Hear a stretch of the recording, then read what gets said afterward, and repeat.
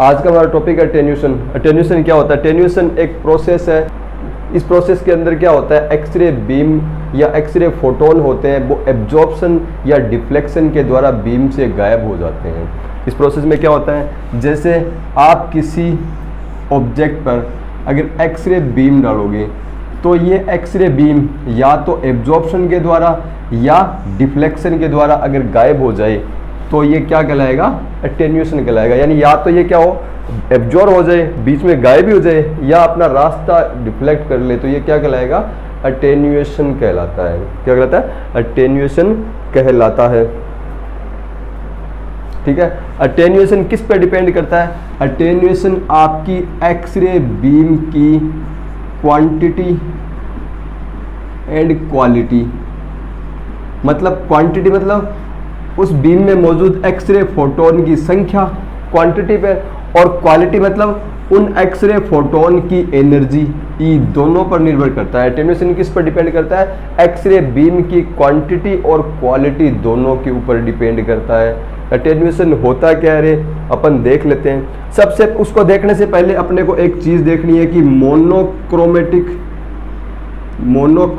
Radiation क्या होता है। मोनोक्रोमेटिक रेडिएशन, एक होता है पॉलीक्रोमेटिक रेडिएशन, एक होता है पॉलीक्रोमेटिक रेडिएशन। मोनोक्रोमेटिक रेडिएशन वो रेडिएशन होता है जिस रेडिएशन में सिर्फ एक ही वेवलेंथ या एक ही तरंग दैर्ध्य की एक्सरे फोटोन उपलब्ध हो। जैसे मान लो एक रेडिएशन ऐसा है जिसके अंदर 70 एंगस्ट्रम की एक्सरे बीम है। मान लो 100 फोटोन है और 100 के 100 फोटोन, उनकी वेवलेंथ कितनी है, 70 एंगस्ट्रम। 100 के 100 फोटोन की वेवलेंथ कितनी है रे, 70 एंगस्ट्रम। तो ये क्या हो गया, मोनोक्रोमेटिक, यानी इसके अंदर सिर्फ एक ही स्पेक्ट्रम का सिर्फ एक ही कलर तो नहीं कह सकते, क्रोमेटिक मतलब कलर ही होता है, लेकिन वास्तव में ये विजुअल लाइट के लिए भी अगर देखें तो मोनोक्रोमेटिक जैसे सोडियम लैंप होता है, उसके अंदर लगभग एक ही एंगस्ट्रम की जो एक्सरे जो लाइट बीम होती है वो निकलती है। वैसे मोनोक्रोमेटिक मतलब 70 एंगस्ट्रम एक ही, या आप कोई भी एंगस्ट्रम ले सकते हो, 70 मतलब 68 एंगस्ट्रम ले लिया, ओनली बस एक ही वेवलेंथ या एक ही एनर्जी के फोटोन हो तो वो क्या कहलाएगा, मोनोक्रोमेटिक कहलाएगा। पॉलीक्रोमेटिक मतलब उसमें सारे हों, जैसे 70 भी हो, 71 एंगस्ट्रम भी हो, 72 भी हो, 50 भी हो, 52 भी हो, या एक से ज्यादा अगर एक्सरे फोटोन है अलग अलग नेचर के, अलग अलग वेवलेंथ के, तो वो क्या कहलाएगी, पॉलीक्रोमेटिक। तो सबसे पहले तो अटेन्यूएशन अपन पढ़ रहे हैं। अटेन्यूएशन अपन मोनोक्रोमेटिक रेडिएशन के इसकी स्टडी करेंगे। आपके अंदर पॉलीक्रोमेटिक के लिए जो कॉन्सेप्ट है दिमाग में डेवलप हो जाएगी, अपने को अभी इसको मोनोक्रोमेटिक के लिए पढ़ना है। यानी मोनोक्रोमेटिक रेडिएशन है, उसमें अटेन्यूएशन कैसे होगा, क्या होगा। हम पढ़ रहे हैं मोनोक्रोमेटिक रेडिएशन के लिए अटेन्यूएशन। तो अब देखते हैं अपन अटेन्यूएशन क्या होगा। आपको मैं इसका आइडिया देता हूँ।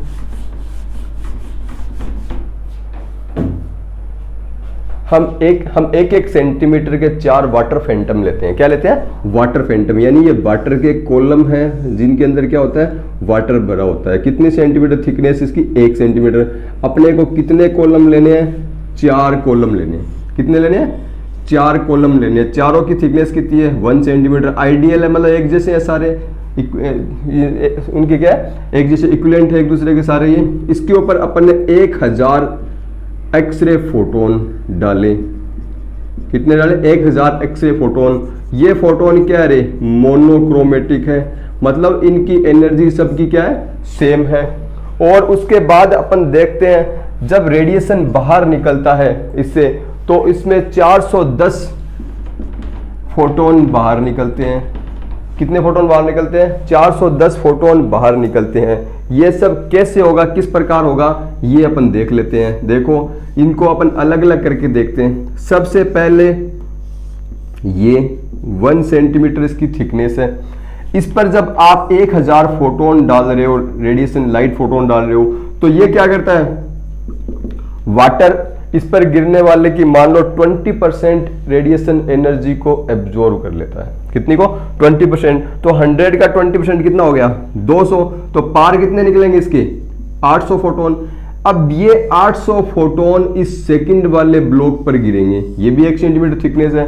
तो मोनोक्रोमेटिक रेडिएशन होता है, ध्यान करना, मोनोक्रोमेटिक रेडिएशन की जो क्वालिटी है वो एब्जॉर्बर के द्वारा चेंज नहीं होती। कैसे नहीं होती?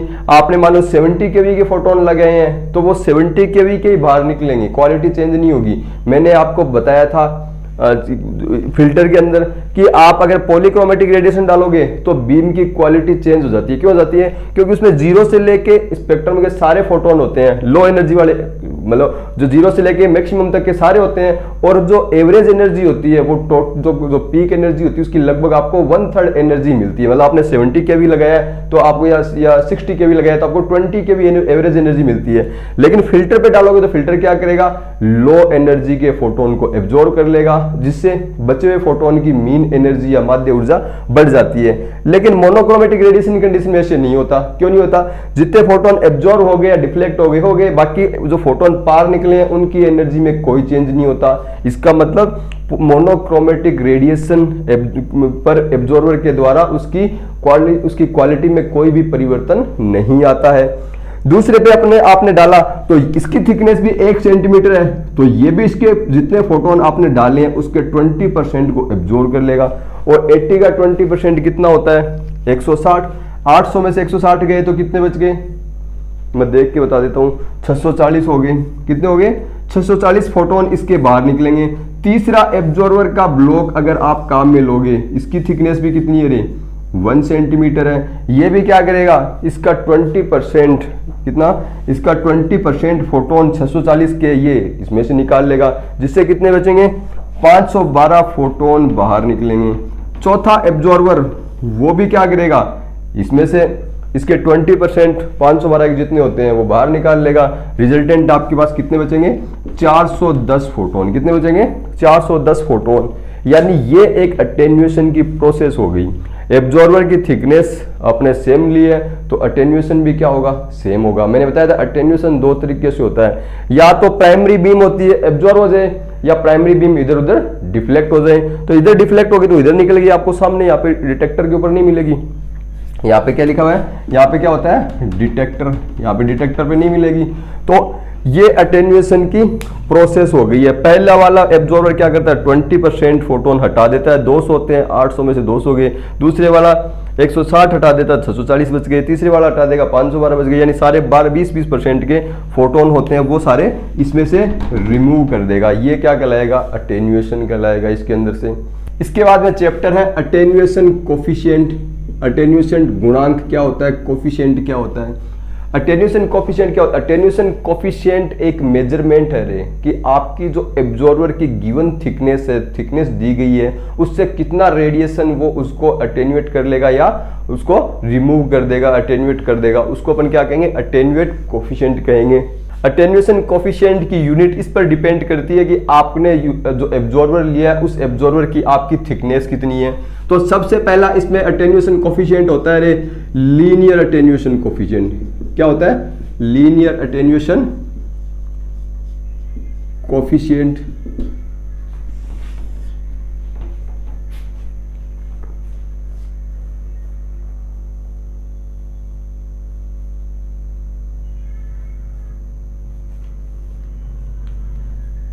देखो लीनियर अटेन्यूएशन कोफिशिएंट क्या होता है? ये एक क्वांटिटेटिव मेजरमेंट होता है। क्या होता है? क्वांटिटेटिव मेजरमेंट होता है। किसका? आपके अटेन्यूएटेड रेडिएशन का। कितना रेडिएशन आपने अटेन्यूएट किया उसका एक क्वांटिटेटिव मेजरमेंट, वो क्या कहलाता है? Linear attenuation coefficient. इसका सिंबल क्या होता है? ग्रीक भाषा का वर्ड म्यू। म्यू आपने पढ़ा होगा, ग्रीक भाषा का वर्ड होता है म्यू। म्यू के द्वारा इसको रिप्रेजेंट करते हैं। इसकी यूनिट होती है पर सेंटीमीटर या सेंटीमीटर इनवर्स। इसकी यूनिट क्या होती है? सेंटीमीटर इनवर्स इसकी यूनिट होती है। इसके अलावा देखो, अगर आप इसका पता कैसे चलेगा आपको? देखो मतलब ये क्या होता है? आप टिश्यू के अंदर देखोगे तो fat, water, soft tissue, muscles, इन सब का अटेन्यूएशन कोफिशिएंट क्या होता है रे? अलग अलग होता है। इन सब का अटेन्यूएशन कोफिशिएंट क्या होता है? अलग अलग होता है। इसी कारण से आपको एक्सरे इमेज दिखाई देती है। मतलब जैसे आपकी ये एक इमेज है, इस इमेज के अंदर ये तो फैट, ये है वाटर, ये है सॉफ्ट टिश्यू और ये है मसल्स। इन चारों पर जब आप एक ही रेडिएशन डालोगे, एक ही बीम डालोगे, तो क्या होगा? ये चारों अलग अलग रूप से ब्लैकनेस दिखाई देगी एक्सरे फिल्म पर। किस तरह से दिखाई देगी? क्योंकि इनकी डेंसिटी अलग होती है। अपनी डेंसिटी के अनुसार ये अलग अलग रेडिएशन को मेजर करेंगे, अलग अलग रेडिएशन को नापेंगे, जो क्या करेंगे? रोकेंगे, जिसके कारण आपको एक्सरे फिल्म पर ब्लैकनेस होगी, वो भी क्या होगी रे? अलग अलग प्राप्त होगी, जिसके कारण इनका अटेन्यूएशन कोफिशिएंट अलग अलग होगा टिश्यू के अंदर। Even 1 gram water, 1 centimetre water column, ice column और वाटर वेपर, इनका भी अटेन्यूएशन कोफिशिएंट अलग अलग होता है। इनका अटेन्यूएशन कोफिशिएंट क्या होता है? अलग अलग होता है। किस तरह से अलग अलग होता है वो अभी अपन देखेंगे। एक चीज और देखो आप, जैसे ये एक ब्लॉक है आपने लिया है, इस ब्लॉक से आप 50 केवी की एक्सरे बीम के आप 1000 फोटोन डाल रहे हो, तो मान लो यहाँ पे 100 फोटोन या 200 फोटोन अटेन्यूएट हो गए। कितने हो गए? 200। तो आपके पास रिजल्टेंट कितने बचे? 800 फोटोन। 200 इसने क्या कर लिया? एब्जॉर्ब कर लिया। अगर आप एक्सरे बीम का एनर्जी या केवी बढ़ा के इसको 70 केवी कर दो, तो अब ये ब्लॉक, इतना बड़ा ब्लॉक क्या कर पाएगा? 200 नहीं रोकेगा, उससे भी कम रोक पाएगा। मान लो अब ये 100 रोकता है, तो बाहर कितने निकलेंगे? 900। इसका मतलब आप रेडिएशन की एनर्जी बढ़ाओगे, रेडिएशन की एनर्जी क्या कर रहे हो? बढ़ाओगे, तो आपका अटेन्यूएशन क्या होगा रे? डिक्रीज होगा। आपका अटेन्यूएशन क्या होगा? कम होगा। आपका अटेन्यूएशन क्या होगा? डिक्रीज होगा। अटेन्यूएशन कोफिशिएंट का फॉर्मूला होता है n = n0 e की पावर μx। ये क्या होता है? अटेन्यूएशन कोफिशिएंट का फॉर्मूला होता है। ये फॉर्मूला आपने एक जगह कहीं और भी पढ़ा हुआ है। कहाँ पढ़ा हुआ है? n = n0 e की पावर -λt। कहाँ पढ़ा है? जो आपने रेडियो एक्टिव मटेरियल के डीके पढ़ा था, इसमें डीके कांस्टेंट लेमडा है, t इसमें टाइम इंटरवल है, वहां पे आपने सेम यही इक्वेशन पढ़ी थी कि नहीं पढ़ी थी? इसमें क्या है रे? n0 क्या है? n0 आपके इंसिडेंट फोटोन। n0 क्या है? Incident photon. इसके अलावा n क्या है? Transmitted photon.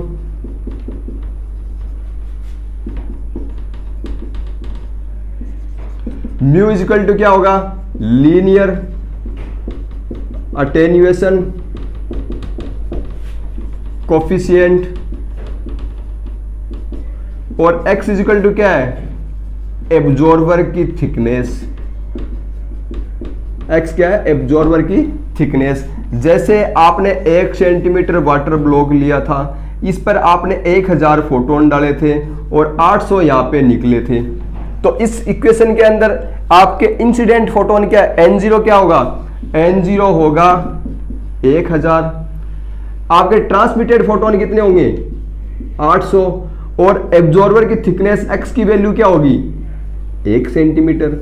और म्यू अपन कैलकुलेट करते हैं, ये अलग अलग मेटर, अलग अलग पदार्थ के लिए क्या होता है? अलग अलग होता है। तो इंसिडेंट फोटोन हो गए, n0 क्या हो गया? आपका n0 इंसिडेंट फोटोन। आपतित फोटोन n क्या हो गया? ट्रांसमिटेड फोटोन 800 हो गए। एब्जॉर्बर थिकनेस x क्या होगी? 1 हो गई। जैसे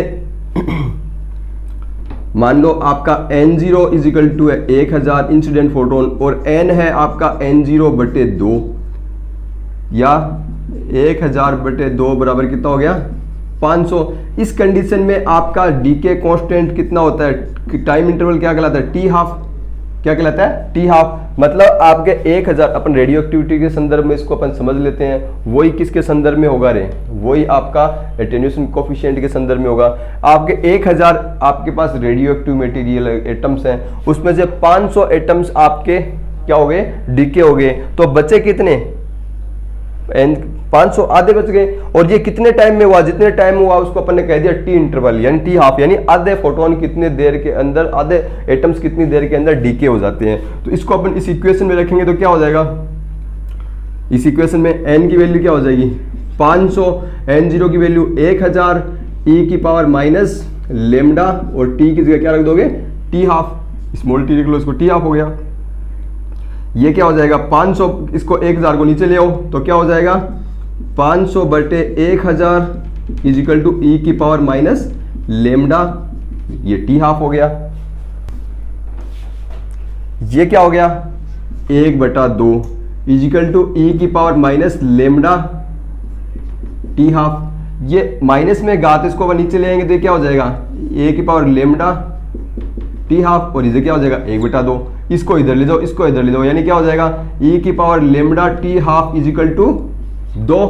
दोनों तरफ आप लॉग ले लोगे, लॉग नेचुरल ई का ले लोगे, या ई क्या है natural base of log arithmetic, log arithmetic का नेचुरल आधार ई, और ये ई की पावर लेमडा टी हाफ हो जाएगा बराबर क्या हो जाएगा लॉग आधार ई 2। ई घात होती है, घात क्या हो जाती है पहले आ जाती है, यानी lambda t half is equal to क्या हो जाएगा इनटू क्या होगा लॉग आधार e, e is equal to log आधार ई, इसका नाम मान हो जाता है 0.693, इसकी वैल्यू होती है 1, यानी टी हाफ इजिकल टू क्या हो जाएगा उधर 0.693 अपॉन टी हाफ, ये अपन ने पढ़ा था। तो सेम यही चीज अपन इसके लिए भी अप्लाई कर सकते हैं, किसके लिए अटेन्यूएशन कोफिशिएंट के लिए। क्या अप्लाई करेंगे टी हाफ को अपन क्या कह देंगे जहां पर वो एब्जॉर्बर की वो थिकनेस जो इंसिडेंट फोटोन जैसे 1000 डाले थे इसको आधा कर दे, कितना कर दे आधा कर दे, एब्जॉर्बर की उस थिकनेस को अपन कहते हैं HVL। क्या कहते हैं HVL, यानी हाफ वैल्यू लेयर, और HVT भी कह देते हैं उसको, हाफ वैल्यू थिकनेस भी कह देते हैं, तो अपन क्या कहते हैं HVL। तो टी हाफ की जगह क्या आ जाएगा HVL, यानी वो एब्जॉर्बर की थिकनेस जो इंसिडेंट फोटोन को क्या कर दे आधा कर दे, HVL इज इक्वल टू वहां पे क्या आएगा 0.693 अपॉन वहां पे था डीके कांस्टेंट, सॉरी यहाँ पे था लेमडा करना था, तो डीके कांस्टेंट यहाँ पे क्या आ जाएगा लीनियर अटेन्यूएशन कोफिशिएंट आ जाएगा। क्या आ जाएगा लीनियर अटेन्यूएशन कोफिशिएंट आ जाएगा। ये आपका क्या हो गया, ये आपका एक इक्वेशन हो गई जिसके द्वारा आपको अगर लीनियर अटेन्यूएशन कोफिशिएंट दिया हुआ है तो आप एब्जॉर्बर की थिकनेस या HVL वैल्यू निकाल सकते हो। और अगर आपको HVL वैल्यू दी हुई है किसी दिए गए मैटर की तो आप उसे क्या कर सकते हो उसका लीनियर अटेन्यूएशन कोफिशिएंट निकाल सकते हो। जस्ट सेम है आपके रेडियो के डीके कांस्टेंट या रेडियो एक्टिविटी का जो टी हाफ होता है उसके इक्वल है, सारी एकदम से सेम इक्वेशन है। तो हमने दो इक्वेशन पढ़ी है, n is equal to n0 e की पावर माइनस म्यू x, और दूसरी half value layer HVL is equal to 0.693 upon mu. ये हमने दो इक्वेशन पढ़ी है। तो सबसे पहली चीज है HVL क्या होता है। HVL एब्जॉर्बर की वो थिकनेस है जो इंसिडेंट फोटोन की संख्या को क्या कर देता है रे आधा कर देता है। अगर फोटोन आधे हो जाए इस कंडीशन में एब्जॉर्बर की थिकनेस को अपन क्या कहेंगे HVL हाफ वैल्यू लेयर, यानी जो आपके एब्जॉर्बर की वो थिकनेस जो आपके इंसिडेंट फोटोन्स की संख्या को हाफ कर दे उस लेयर को क्या कहेंगे अपन HVL हाफ वैल्यू लेयर कहेंगे, उसे हम HVL कहेंगे।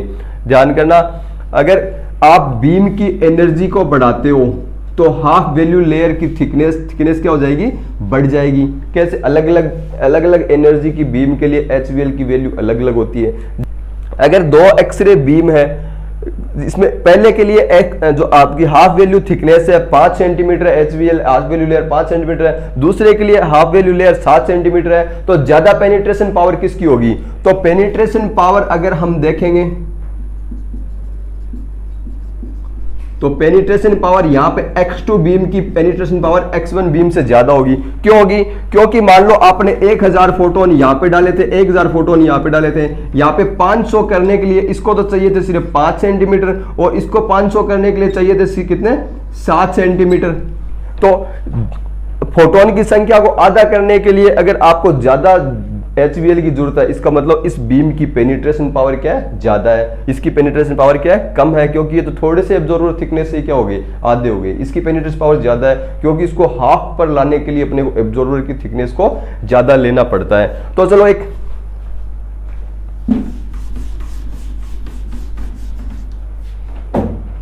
तो चलो एक क्वेश्चन देखते हैं। माना कि एक एब्जॉर्वर है जो अपने सबसे पहले वाटर फैंटम लिया, उसी को ले लेते हैं। उस पे हमने 1000 फोटोन डाले, एक्सरे फोटोन, और 200 फोटोन उसमें क्या हो गया, वो एब्जॉर्व कर लेता है। तो ट्रांसमिटेड फोटोन कितने हो गए, 800 हो गए। तो पहला तो पूछ रहा है आपका लीनियर अटेन्यूएशन कोफिशिएंट क्या होगा, और दूसरा इसकी HVL हाफ वैल्यू लेयर क्या होगी। एक एब्जॉर्वर पर आपने 1000 फोटोन डालते हैं तो वो क्या करता है, 200 एब्जॉर्व कर लेता है, तो 800 आपके क्या हो गए, ट्रांसमिटेड हो गए। इस अवस्था में आपका सबसे पहला जो लीनियर अटेन्यूएशन कोफिशिएंट म्यू क्या होगा, और दूसरा उस एब्जॉर्वर की हाफ वैल्यू लेयर क्या होगी, यानी कितने सेंटीमीटर थिकनेस का ये एब्जॉर्वर अपन ले कि वो आपके 1000 फोटोन को 500 कर देगा। तो सबसे पहले म्यू का पता करने के लिए आप क्या करोगे, ये इक्वेशन ले लो। आपका इंसिडेंट फोटोन कितने हैं, 1000, n0 कितने हो गए, 1000, आपके ट्रांसमिटेड कितने हो गए, 800, आपकी एब्जॉर्वर की थिकनेस कितनी होगी, 1 सेंटीमीटर। 1 सेंटीमीटर का मैंने बताया था 1 सेंटीमीटर कर देता है, तो ये यहाँ पे कितना हो गया, 800 इंटू म्यू की पावर -1 इंटू म्यू, ये इससे कट गया, 8/10 इजिकल टू ई की पावर माइनस म्यू हो गया।